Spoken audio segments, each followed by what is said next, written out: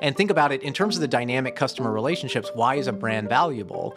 A brand is valuable because somehow it elicits a response in you that you're willing to pay extra because somehow the brand either makes you feel good or you think that it represents some kind of quality.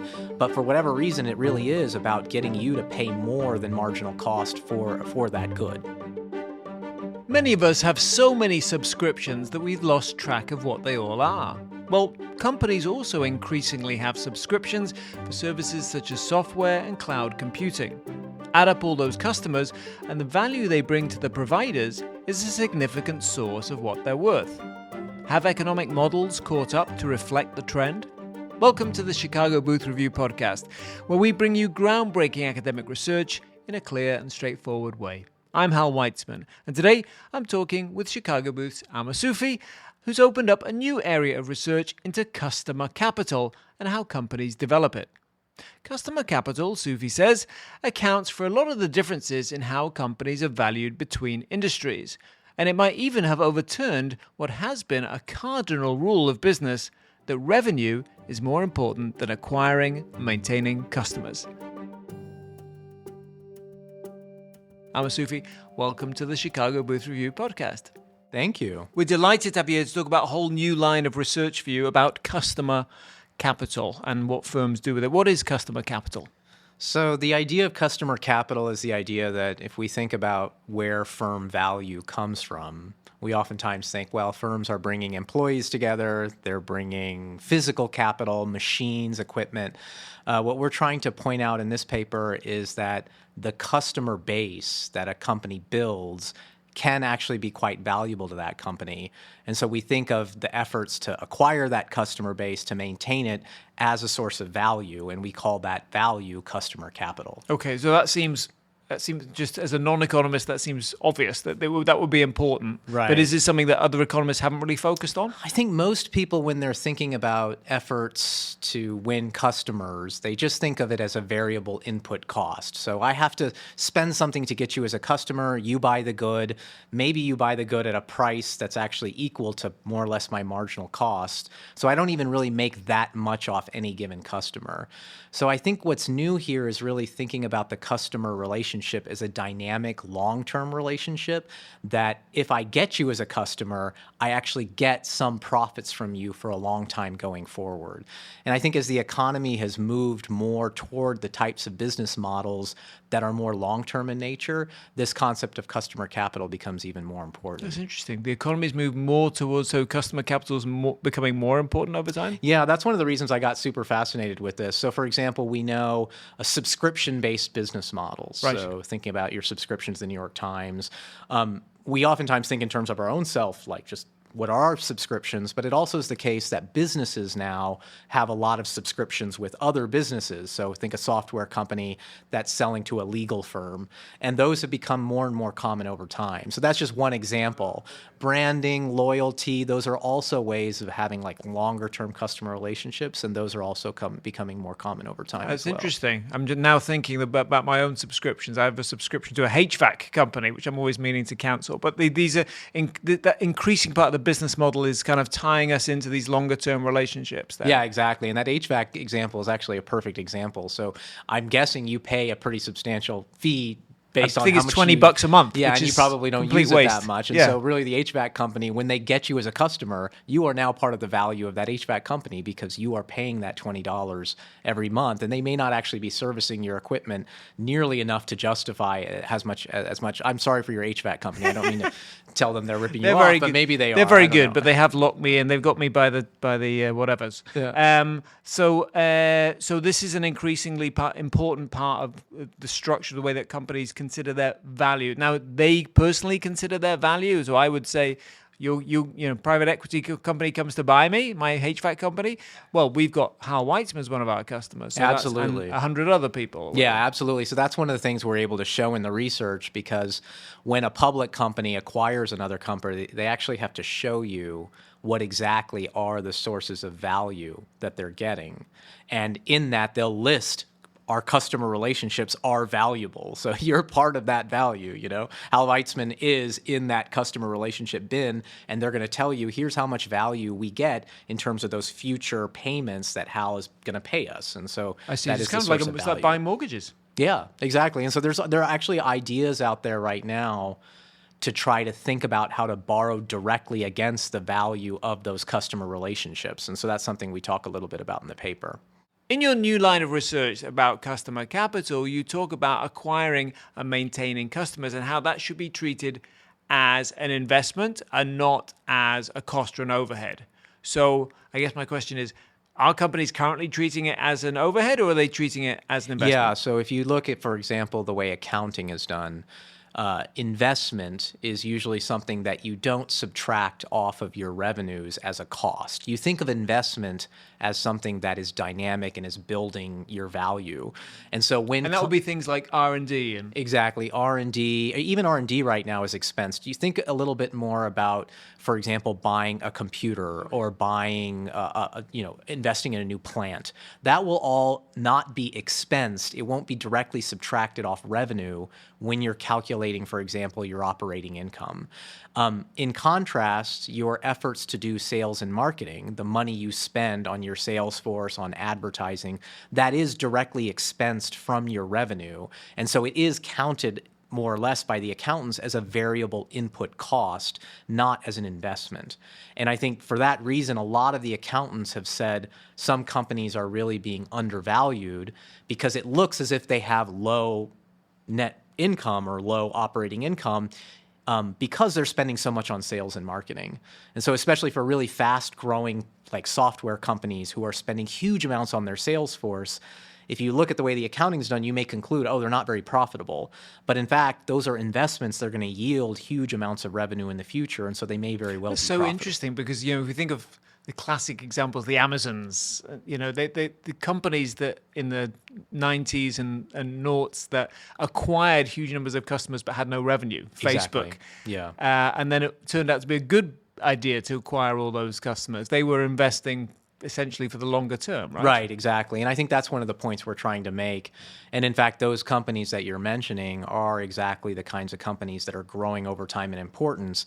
And they're the ones that have more dynamic long-term customer relationships. And therefore, the industries where you're seeing more and more spending on sales and marketing are the most fast-growing parts of the U.S. economy. And so that's kind of why I want to do more research on them. Yeah, it's fascinating because, of course, the gospel was that, you can spend a lot of time and energy acquiring customers, but who cares if you have zillions of customers? What you need to have is revenue. But it sounds like actually that wasn't the case.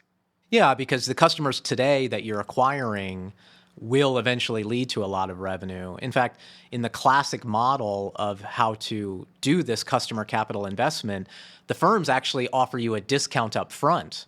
So they offer you the discount up front because they know once they have you hooked into that relationship, they'll be able to jack up the price in the future and get a lot of revenue. I mean, in part, it sounds a bit like the sort of classic banking thing, where the banks give you no interest, but they assume that most customers just don't switch. Yeah. Does it, to a certain extent, depend on kind of inertia? Yeah, in fact, in the banking literature, our paper doesn't really focus on the financial industry, but banking scholars have talked about what they call the deposit franchise, which is somehow you're willing to put your money into banks and get a very low interest rate relative to market interest rates. And my view is that our findings have that exact implication, that they're advertising, they're drawing you in, they're getting you to start using their payment services, and as a result, they can then pay you a low interest rate on your deposits and make money from you because they take your money and they put it in the market interest rate, which is higher. And so that is a form of customer capital. Now, you are part of that deposit franchise. I think another way of thinking about the deposit franchise is as customer capital, as depositor capital. You're basically making money off these depositors. So apart from accounting, it sounds like it does matter whether you consider acquiring customers an overhead or an investment, because if you're about to be bought, it makes a difference to the value of the company. So, you want it, if you're going to be bought, you want it to be considered an investment, not an overhead. Right, absolutely. And that's one of the critical results of the paper, which is if you actually look how the market values the company, the market gets it right. They understand that your efforts at sales and marketing are valuable and they're leading to valuable customer relationships.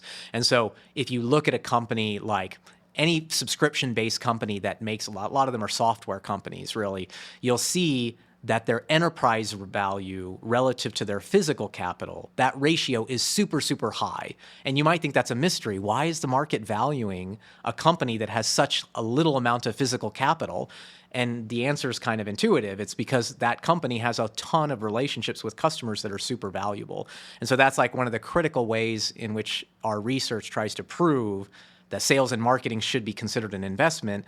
The companies that do the most sales and marketing generally have high valuation ratios when you look at enterprise value to physical capital. So this customer capital is a lot of the difference in what you identify as intangible capital between companies, between industries. Is that what we used to call goodwill? Is that the same thing, intangible capital? So goodwill is generally the assets that you cannot easily separate from the rest of the value of the company. They're so integral to the company that you can't separate them. In general, part of customer capital will show up in goodwill, but one of the things we show in our research is that when you sell your company, some of that customer capital is considered like a separable asset.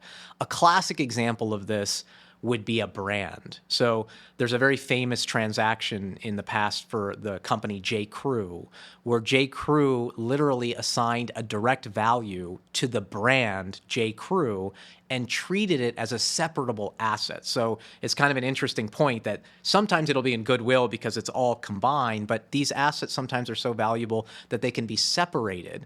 Another classic example is Toys R Us, the brand name. That company was liquidated, but the name brand Toys R Us still exists and is still valuable. So those are assets that can ultimately be separable. It's fascinating because sometimes those companies, you mentioned Toys R Us and Home Depot being another example, they will sometimes hive off, won't they, their intangible assets, put them in a separate holding company and then pay themselves for the use of those intangible assets. And the rise in intangibles is really where I started getting interested in this whole area, because it just seems like the U.S. economy is more and more headed towards companies that are valued because of their intangible capital. And most of the previous scholarship had really emphasized things like knowledge capital, organizational capital, but we really wanted to put on the forefront really customer capital is super important. Things like brands, things like long-term customer relationships. And so these examples of Toys R Us on these brand values, it does add this interesting complication that it makes regulation and thinking about where companies' assets are a lot more difficult. That's one of the things that's very interesting about intangible capital. So is brand also part of customer capital? Absolutely. Yeah, absolutely. So when you're thinking about advertising and sales and marketing, one of the things you're doing is building your brand value. So we do consider that as one of the main aspects of customer capital. And think about it in terms of the dynamic customer relationships. Why is a brand valuable? A brand is valuable because somehow it elicits a response in you that you're willing to continue buying a product at higher than marginal cost. You're willing to pay extra because somehow the brand either makes you feel good or you think that it represents some kind of quality. But for whatever reason, it really is about getting you to pay more than marginal cost for that good. If you're enjoying this podcast, there's another University of Chicago podcast network show that you should check out. It's called Not Another Politics Podcast. Not Another Politics Podcast provides a fresh perspective on the biggest political stories, not through opinions and anecdotes, but through rigorous scholarship, massive data sets, and a deep knowledge of theory. If you want to understand the political science behind the political headlines, then listen to Not Another Politics Podcast, part of the University of Chicago Podcast Network. Amir, Sufi, in the first half we talked about customer capital and that it's part of the value of a company. But of course you're an economist, so you're into measuring things. How do you measure customer capital? So the first way or is investment in customer capital. The first way is kind of the most obvious. Just look at the income statement. And it turns out that a lot of companies actually break out their broader expenses and have a line item that is sales and marketing expense. And we were able to be clever about finding the right data providers that actually break it out. And so that was a real big kind of jump forward in the project. The other So sales and marketing, by definition, is part of customer capital because it's acquiring customers. Absolutely. Well, it's the investment in customer capital. It's the way in which you actually obtain the customers and therefore leads to the value. The second thing we did was really leverage these new large language models, AI, people are calling them. We use Gemini, Google's Gemini.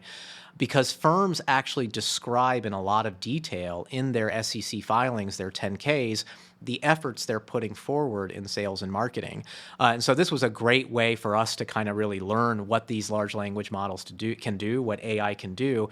And it's remarkably efficient at processing that text. So if a company talks about their sales and marketing, says it's about building brand value, it's about getting new customers, it's about employing a sales force, we can detect all of that using AI. And we do it for the full sample, which is like 55,000 firm year observations. So we could never do it with people. We could, but it would take forever. These AI techniques make it easier. Okay, excellent. So now you've got these great findings. What are they? What new things did you find out about investment in customer capital? Yeah, the first main thing is this just real striking variation across industries. So some industries, think mining, think upstream manufacturing, they spend almost nothing on sales and marketing, on investing in customer capital. Whereas software, business services, anything in the kind of high-tech area seems to spend a lot. In fact, high-tech manufacturing goods, think about computer and peripheral equipment manufacturers or medical equipment manufacturers, they spend huge amounts on sales and marketing. And one of the cool things about using the AI with the text is we can figure out why. And there, for example, for medical manufacturers, they say things like, look, these are really technical products. We have to meet with the customer. We have to explain the product. We have to make sure it works with the customer. And so you can really see the guts of why this works and why this creates valuable capital. And you find in your research that investment in customer capital is huge. By some measures, spending on sales and marketing exceeds spending on research and development and capital spending. Was that a surprise? That was a surprise that it was as low. I kind of thought it would be higher than R&D. I didn't realize it would be almost as large as general capital expenditures on physical equipment. So it kind of turns a lot of our notions of what firms are doing on its head. Like we think of a firm opening up a plant, spending money on equipment in the plant, spending money on computers, hiring workers. It turns out when you look at the amounts they're spending on sales and marketing, they are comparable to the amount they're spending on capital expenditures on physical equipment. And so when we think about what firms are doing to invest, we really should have sales and marketing, investing in customer capital way up high on the list. Okay, and so you found a lot of variation, though, in who's that you said. Some of the companies are spending not very much. So you talked a little bit about that. It makes sense that mining companies wouldn't. Yeah, they don't really need to. I don't know a lot about that industry, but I'm guessing that it's less important than selling sneakers or whatever, right? So does that intuition kind of play out across all industries? Yeah, in a lot of ways, what I thought was interesting is that when I was talking to some of my PhD students about the project, I was saying like, a lot of the ways we think about firms are like stuck in the 1920s thinking about like Henry Ford, like building plants and putting workers together in the right way. And that probably still well describes some industries like mining and oil and gas exploration and maybe some upstream manufacturing firms like coal manufacturing, or plastics. But it doesn't really describe most of the economy in terms of how we interact with it. Most of the economy are firms that don't really have a lot of physical capital, but they're hugely emphasizing the importance of getting customers and winning those customers and keeping those customers. And so those are the industries I think that are the fastest growing parts of the economy. But does it tend to be more like the B2Cs that are doing it? No, or? B2B actually. So software. So there's this whole industry. I don't know if your listeners know this, like this term SaaS industry, sure. software as a service. Software as a service, right? Right. SaaS companies spend huge amounts on sales and marketing. Business services. So think about H&R Block. I mean, how many H&R Block advertisements do we see around this time of year when they're trying, or TurboTax, to try to get people to sign up for their tax services. So these companies don't have almost any physical capital. I mean, they have computer equipment. They may have renting some places to have workers, but it's really this customer capital that ends up being most important there. Now, your research is descriptive, right? You're describing what companies are actually doing, but is there some kind of recommendation there? I mean, should companies be thinking about investing more in customer capital? Well, I think there's a broader question about how useful is any of this from the broad perspective, and that's something that we don't really tackle in this paper. But I kind of think of polar examples. So one example, in fact, some scholars at Booth and other places have been working on the idea that people sign you up for subscriptions and then you forget to cancel and then you end up paying more than you really want to pay. So we don't think of that as so socially valuable, about companies just trying to get you to pay for things you don't really need. But on the flip side, the medical technology example I gave, where a company's really spending to try to tailor the product to your preferences, to really make the product the best for you, that seems pretty socially valuable and something that we want companies to do. So it's not something we tackle in this paper, but it's something I want to look forward to working on in the next one. One does get a general sense that customization is becoming more and more available, all sorts of products, right? Like you say. And I think that's partially socially valuable in that if it is customized, you probably do like it better. But at some point, if you're buying toothpaste and there's 100 types of toothpaste, you have like the raspberry, at some point it does seem a little bit silly. Like, do we really need 100 types of flavored toothpaste? So it's a hard question to know whether this is just about winning new customers and catching them and getting them to pay way above marginal cost, or is it really making the customer better, making the customer happier in what they're buying? And more connected to the company, it sounds like. Exactly. And so that could go either way. And so even the subscription-based model, I give you a subscription, but maybe I then have a closer relationship with you and you trust me more, that I'll show up when your HVAC system breaks down. They'll actually be there for you. Coming back to my example. Or I suppose just by default, they're the first people you call because you're paying them anyway. Exactly. So this is the thing that I want to tease out in the next round of research. Okay, tell us about that. What are you thinking about next with this? Yeah, so next I think we're going to first try to think about more detail in terms of whether customers are made better off from these relationships. And so I mentioned we have some scholars at Booth, other scholars at Stanford have been looking at this idea of subscriptions and seeing that people overpay for subscriptions. Sometimes you only see people drop their subscriptions when their credit card expires, for example, which is pretty good evidence that they didn't really want the subscription. They just kind of forgot they had it. So trying to push that and see if that's really what's driving the patterns in this paper is something we'll probably do in the next version. We look forward to talking to you more about customer capital. But for the moment, Amir Sufi, thank you very much for coming on the Chicago Booth Review podcast. I appreciate it. That's it for this episode of the Chicago Booth Review podcast, part of the University of Chicago Podcast Network.